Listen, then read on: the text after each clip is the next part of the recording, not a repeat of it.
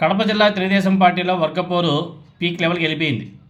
జగన్మోహన్ రెడ్డి గారిని కట్టడి చేయాలంటే మొట్టమొదట సొంత జిల్లాలో రాజకీయంగా కళ్ళెం వేయాలనేది ముఖ్యమంత్రి నారా చంద్రబాబు నాయుడు గారి ఆలోచన.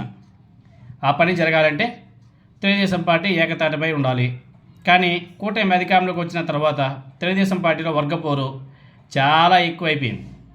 ఎంతగా అంటే మహానాడు స్థల ఎంపికలో కూడా విభేదాలు కనబడుతున్నాయి. ఈ దఫా మహానాడు కడపలో నిర్వహించాలని చెప్పేసి తెలుగుదేశం పార్టీ అధిష్టానం నిర్ణయించింది.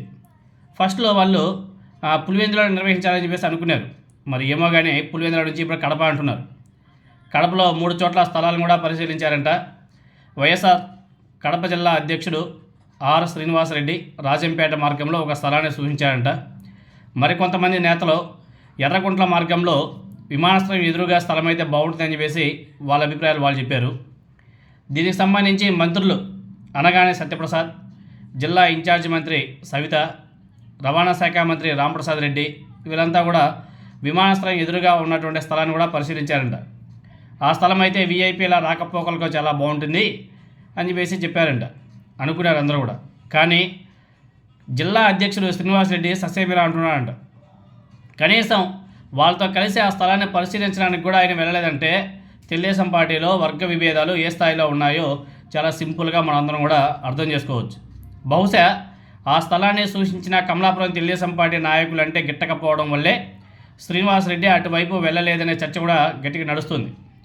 2 రోజుల క్రితమే పులివెందుల తెలుగుదేశం పార్టీ సర్వసభ్య సమావేశంలో జిల్లా ఇన్ఛార్జ్ మంత్రి సవిత సమక్షంలో Telugu Desam party incharge BTech Ravi వర్గీయులు, అదేవిధంగా ఎమ్మెల్సీ భూమిరెడ్డి రామ్ గోపాల్ రెడ్డి ఆయన మీద దాడికి ప్రయత్నించడం కూడా జరిగింది. పులివెందుల తెలుగుదేశం పార్టీ 2 వర్గాలుగా విడిపోయి నిత్యం ఏదో ఒక విషయమై గొడవలు జరుగుతూనే ఉన్నాయి. పులివెందుల తెలుగుదేశం పార్టీని వర్గ చిచ్చు దహిస్తుందా అంటే మేబీ అది దహించి వేస్తుందని చెప్పేసి కూడా చెప్పుకోవచ్చు. అదేవిధంగా తెలుగుదేశం పార్టీ పొద్దుటూరు తెలుగుదేశం పార్టీలో ఎమ్మెల్యే నంద్యాల వరదరాజుల రెడ్డి, యువ నాయకుడు ప్రవీణ్ రెడ్డి మధ్య విభేదాలు కూడా తీవ్ర స్థాయిలో ఉన్నాయి. తాజాగా నారా చంద్రబాబు నాయుడు గారిని ప్రవీణ్ కలిసి పార్టీ కోసం పనిచేసిన వాళ్ళకి నామినేట్ పదవి ఇవ్వాలని చెప్పేసి వినతి పత్రం కూడా సమర్పించారంట. పొద్దుటూరులో ప్రవీణ్ పనులేవి కూడా జరగడం లేదంట. ప్రభుత్వ కార్యాలయాల్లో ప్రవీణ్ అంటే అధికారులు వణిగిపోయే పరిస్థితి అంట. దీనికి కారణం ఎమ్మెల్యే వరదరాజురెడ్డి ఆదేశాలు అంటే కారణం. అదేవిధంగా జమ్మలమడలో కూడా అదే పరిస్థితి, కడపలో అదే పరిస్థితి, మైదుకూరులోనూ అదే పరిస్థితి, కమలాపురంలోనూ అదే పరిస్థితి, బద్వేల్లో కూడా అదే పరిస్థితి. అసలు బద్వేల్ నియోజకవర్గంలో తెలుగుదేశం పార్టీ ఇన్ఛార్జ్ రితేష్ రెడ్డిని చంద్రబాబు నాయుడు గారే కాస్త దూరం పెట్టారని చెప్పేసి కూటమి నాయకులు చెప్పుకుంటున్నారు. కూటమి సునామీలో కూడా పార్టీని బద్వేల్లో గెలవలేకపోవడం మీద చంద్రబాబు నాయుడు గారు కొంచెం తీవ్ర అసంతృప్తిగా ఉన్నాడని చెప్పేసి తెలుస్తుంది. ప్రస్తుతం వైఎస్ఆర్ కడప జిల్లా తెలుగుదేశం పార్టీలో పరిస్థితి చూస్తుంటే ఇలా ఉంది. అదేవిధంగా మీరు కమలాపురం నియోజకవర్గానికి వెళ్తే నియోజకవర్గంలో విభేదాలు లేవు కానీ అసంతృప్తి బాగా తీవ్రంగా ఉందంట.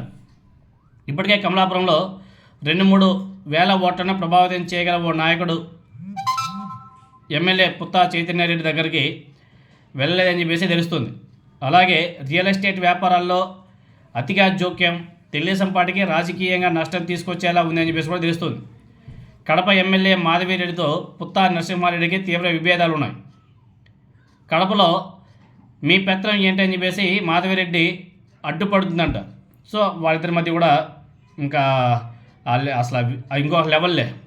ఇంకా మనం మైదుకూరు నియోజకవర్గానికి వస్తే ఆ నియోజకవర్గంలో ఎమ్మెల్యే పుట్టా సుధాకర్ యాదవ్ కేవలం ఒక సామాజిక వర్గానికి మాత్రమే ప్రాధాన్యం ఇస్తున్నారనే ఆవేదన తెలుగుదేశం పార్టీలోని మిగిలిన సామాజిక వర్గాల్లో తీవ్రంగా ఉంది.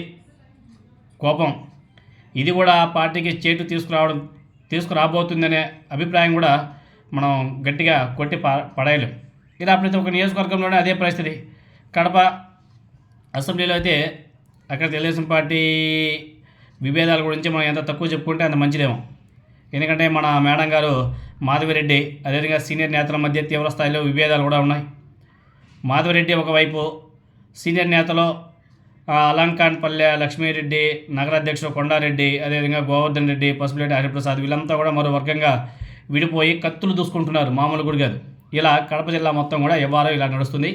మరి ఈ వ్యవహారం ఇలా ఉంటే నారా చంద్రబాబు నాయుడు గారు కడప జిల్లాలో మహానాడు నిర్వహించాలని చెప్పేసి చెప్పడం, అక్కడ ఇంకా కత్తులు గట్టిగా దూసుకుంటున్నారు.